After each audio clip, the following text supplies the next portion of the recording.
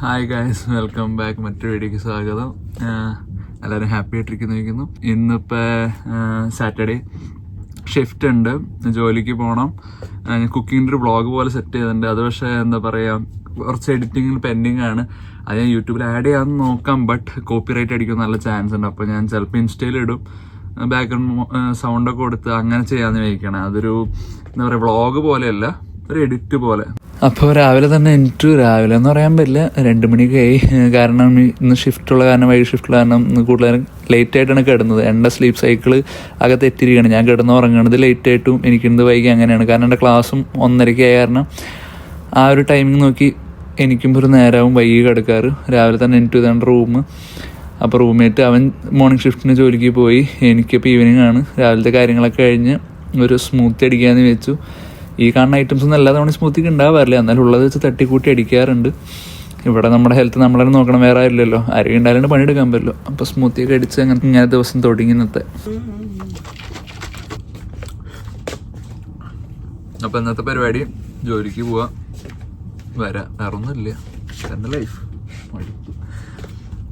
ജിമ്മിൽ പോവും. ഇന്ന് പറ്റില്ല, നാളെയും പറ്റില്ല. മൺഡേ ജിമ്മിൽ പോവും. മൺഡേ ക്ലാസ്സിൽ ജിമ്മിൽ പോവും. പിന്നെ ട്യൂസ്ഡേ ഓൺലൈൻ ക്ലാസ്, അപ്പോഴും പോവും. പിന്നെ ഇന്ന് നാളെയും പോകാൻ പറ്റില്ല, 2 ദിവസമല്ലേ. ബട്ട് കുഴപ്പമില്ല, നമ്മൾ പയ്യെ മസിലൊക്കെ ബിൽഡ് ചെയ്ത് വരുന്നതായിരിക്കും.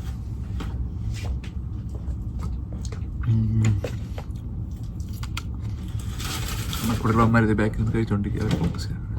ഇത് ഓസ്റ്റിൻ കൊണ്ടുവന്ന ഫുഡാണ്. അവൻ വർക്ക് ചെയ്യണ റെസ്റ്റോറൻറ്റിൽ നിന്ന്. അവൻ ലൈൻ കുക്കായിട്ട് വർക്ക് ചെയ്യണം. അപ്പോൾ അവന് ഒരു നേരത്തെ മീൽ വെച്ച് കൊണ്ടുവരാം.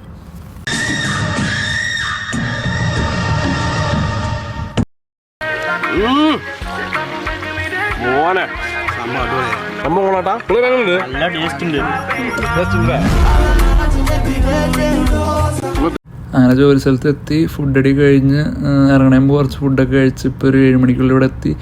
ഇനി ബ്രേക്ക് ആകുമ്പോൾ ഞാൻ മെസ്സേജ് അയക്കാം. അപ്പം ഇനി വർക്കിന് കയറട്ടെ, ക്ലോക്കിങ് ചെയ്യട്ടെ. അപ്പോൾ ഈ കാണുന്നതാണ് ബസ് പാർക്കിംഗ് ഏരിയ. അപ്പോൾ ഇവിടെ നിറച്ചും ബസ്സുകളാണ്. അപ്പോൾ ഈ ബസ്സിൻ്റെ ഡോർ ജസ്റ്റ് ഇങ്ങനെ തള്ളി തുറക്കാൻ പറ്റും. അപ്പോൾ ഇനി ഇവിടെ കയറി ഇരുന്നാണ് ഞാൻ വീഡിയോ എടുക്കാൻ. ഇടയ്ക്ക് ഞാൻ ഇവിടെ വന്നിരിക്കാറുണ്ട്. അല്ലെങ്കിൽ ആൾക്കാർ അവരുടെ കാറുകളിലും ഇരിക്കും, എവിടെയാണ് ഇരിക്കും. ബ്രേക്ക് ടൈമിൽ 1.5 മണിക്കൂർ ബ്രേക്ക് ഉണ്ട്. ഈ വെളുപ്പിനുള്ള ഷിഫ്റ്റ് ആയ കാരണം സാറ്റർഡേ സൺഡേസ് ഇവിടെ റീലും കണ്ടിങ്ങനെ ഇരിക്കും. ഹായ്, അപ്പോൾ ഞാൻ ബസ്സിൻ്റെ അകത്ത് വന്ന് ഇവിടെയാണ് കുറച്ച് വെട്ടമുള്ളത്.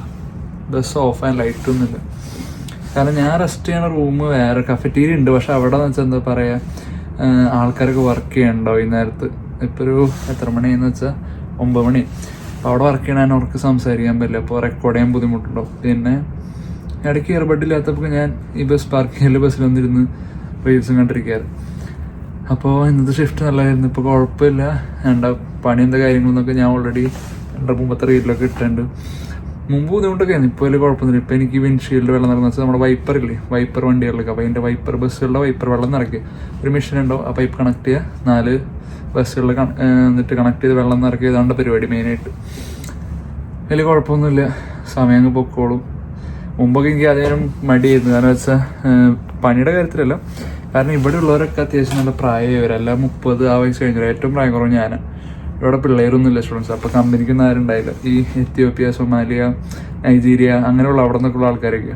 അപ്പോൾ ആദ്യമൊക്കെ എനിക്കൊരു ബുദ്ധിമുട്ടുണ്ടായിരുന്നു. പിന്നെ നമ്മളങ്ങ് കമ്പനി വർത്താനൊക്കെ പറഞ്ഞ് കുറേ ആൾക്കാരായിട്ട് ചില്ല് ചെയ്ത് അങ്ങ് പോകും. പിന്നെ ശ്രീലങ്കൻസ് ഉണ്ട്. ഇതൊക്കെ ആണെങ്കിൽ തന്നെ ഇവർ നല്ല സ്നേഹമുള്ളവർ, എന്നെ കൊണ്ടാക്കും. വണ്ടികളുള്ളവർ.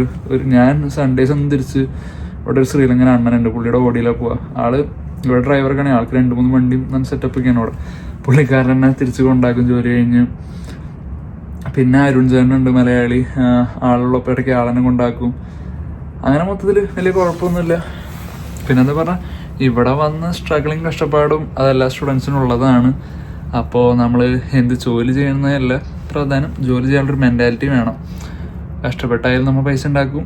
നമുക്ക് വലിയ വിഷയമുള്ള കാര്യങ്ങൾ, നമ്മൾ എവിടെ പോയാലും കഷ്ടപ്പെടാൻ റെഡിയാണെങ്കിൽ നമുക്ക് രക്ഷപ്പെടാൻ പറ്റും. വലിയ വിഷയമുള്ള സംഭവമൊന്നുമല്ല.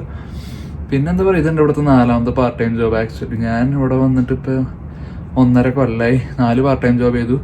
ഈ 4 ജോലികൾ എനിക്ക് ഇൻ്റർവ്യൂ ആയി കിട്ടിയില്ല. കുറേ അപ്ലൈ ചെയ്തു, പക്ഷേ എവിടെ നിന്നും ഒരു ഇൻ്റർവ്യൂ കോള് പോലും വന്നില്ല. അത് ഇവിടെ വന്ന സ്റ്റുഡൻസിന് അനുഭവം ഉണ്ടാവും, ജോലി കിട്ടാൻ ഭയങ്കര പാടാണ്. പക്ഷേ ഈ 4 എനിക്ക് കിട്ടിയത് റെഫറൻസ് വഴി. ഈ 4 എന്നെ ഈ റെഫർ ചെയ്ത 4 ഫ്രണ്ട്സും എൻ്റെ നാട്ടിൽ നിന്നുള്ള ഫ്രണ്ട്സ് ഉണ്ട്, ബന്ധുക്കളോ ആരും അല്ല, ഇവിടെ വന്ന് ഞാൻ പരിചയപ്പെട്ട് കമ്പനിയായ ആൾക്കാരെ.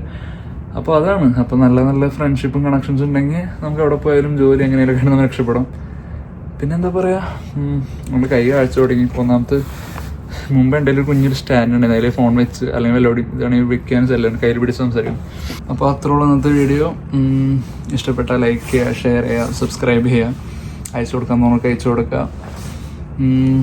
ബാക്കി വേറെ വല്ല വീഡിയോസൊക്കെ ആയിട്ട് വരാം. അതുവരേക്കും എല്ലാവരും ഹാപ്പി ആയിട്ടിരിക്കുക. Enjoy your life. Okay, by.